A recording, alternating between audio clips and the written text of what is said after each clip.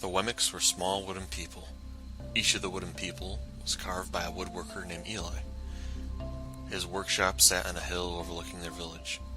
Every Wemmick was different. Some had big noses, others had large eyes, some were tall, and others were short. Some wore hats, others wore coats, but all were made by the same carver and all lived in a village. And all day, every day, the Wemmicks did the same thing. They gave each other stickers. Each Wemmick had a box of golden star stickers and a box of gray dot stickers. Up and down the streets, all over the city, people could be seen sticking stars or dots on one another. The pretty ones, those with smooth wood and fine paint, always got stars. But if the wood was rough or the paint chipped, the Wemmicks gave dots. Dot ones got stars too. Some could lift big sticks high above their heads. Some Wemmicks had stars all over them. Every time they got a star, it made them feel so good that they did something else and got another star. Others, though, could do little. They got dots. Punchinello was one of these. He tried to jump high like the others, but he always fell. And when he fell, the others would gather around and give him dots. Sometimes when he fell, it would scar his wood, so the people would give him more dots. He would try to explain why he fell and say something silly, and the Wemmicks would give him more dots.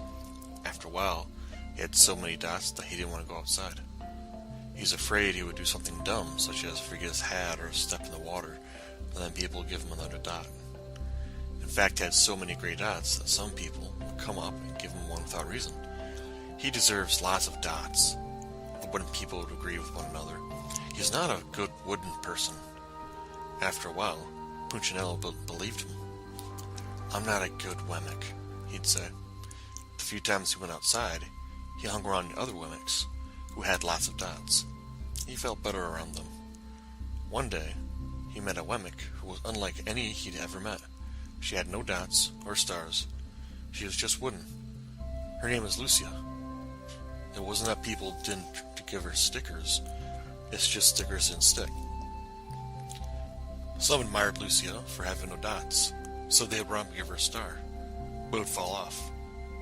Some would look down on her for having no stars, so they'd give her a dot, but it wouldn't stay either.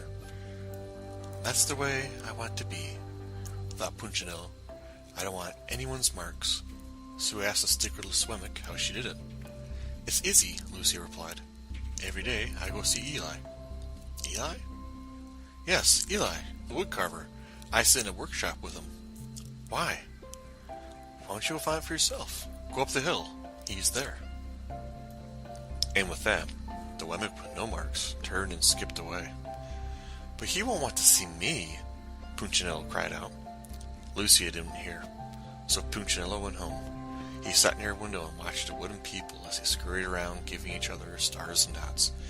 It's not right, he muttered to himself. And he resolved to go see Eli. He walked up the narrow path to the top of the hill and stepped into the big shop. His wooden eyes widened at the size of everything. The stool was as tall as he was. He had to stretch on his tiptoes to see the top of the workbench. A hammer was as long as his arm. Punchinello swallowed hard. I'm not staying here. And he turned to leave. Then he heard his name. Punchinello? The voice was deep and strong. Punchinello stopped. Punchinello! How good to see you. Come and let me have a look at you. Punchinello turned slowly and looked at the large bearded craftsman. You know my name? The little Wemmick asked. Of course I do. I made you. Eli stooped down and picked him up and set him on the bench. The maker spoke thoughtfully as he inspected the gray circles. Looks like you've been given some bad marks. I didn't mean to. I tried really hard. Oh, you don't have to defend yourself to me, child. I don't care what the other Wemmicks think. You don't? No, and you shouldn't either. Who are they to give stars or dots? They're Wemmicks just like you. What they think doesn't matter, Punchinello. All that matters is what I think, and I think you are pretty special. Punchinello laughed. Me? Special? Why? I can't walk fast. I can't jump.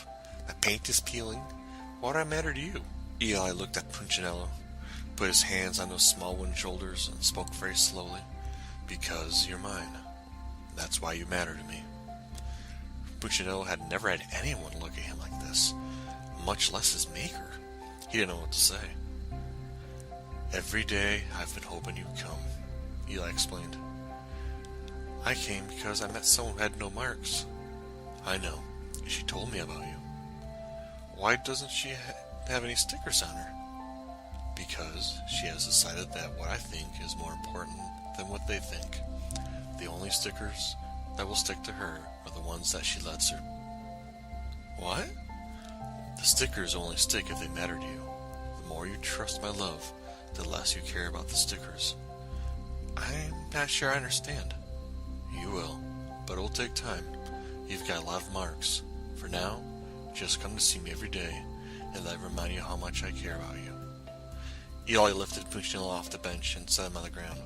"Remember," Eli said, as the women walked out the door, "you are special because I made you, and I don't make mistakes." Punchinello didn't stop, but in his heart he thought, "I think he really means it." And when he did, a dot fell to the ground. "May all of your dots fall silently to the ground, for if given by man, they matter only to the other men. If given by the gods, no one questions the scars that make up our lives. When given the choice, pass out stars, drop the dots in the trash.